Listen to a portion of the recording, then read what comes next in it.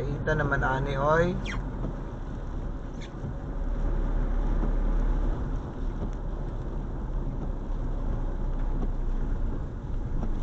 Dito sa San Remio ganina, daghan kay mig naagi ang mga tao nga nagpasan og mga kutson, banig, unlan, nagbaklay ning karsada, na nagputyong og mga sanina.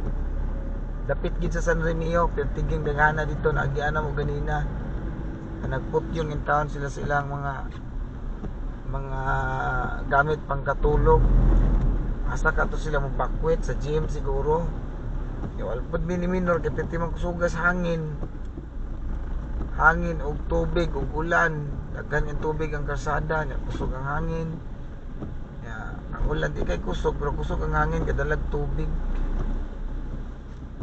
Buhay lagi kaayo dapit sa San Remio ganina pwede nagahan ang nakitaan na mong gabaklay sa karsada gikan dapit sa dagat bakwit na uban di pang tapok ang kargas daplin og karsada nya. Huwag gitabunan kaya wala siguro para tabon nangabasa po sa ulan ang ilang mga gamit.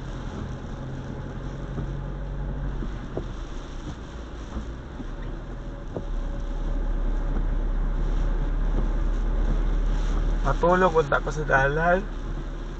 Ang problema basig maabtan na noong ko kusog kayong bagyo dire di noong ko makauli so mauli na lang jud ko malagdo ka. Di na lang ko matulog sa daplin. Matulog man ta kugod kay duka na kaayo. Hindi lang ko matulog ko kuyawan ko. Basig maabtan ko dire kusog kayong bagyo ba. Di na ko kauli sa amo mastandig ko dire. So mapauli lang jud ko.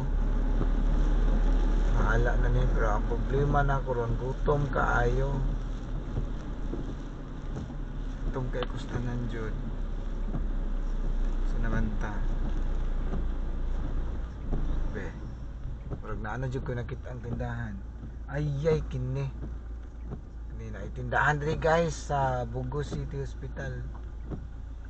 Kina ako nakita ang tindahan diri. Bubintahag jutay.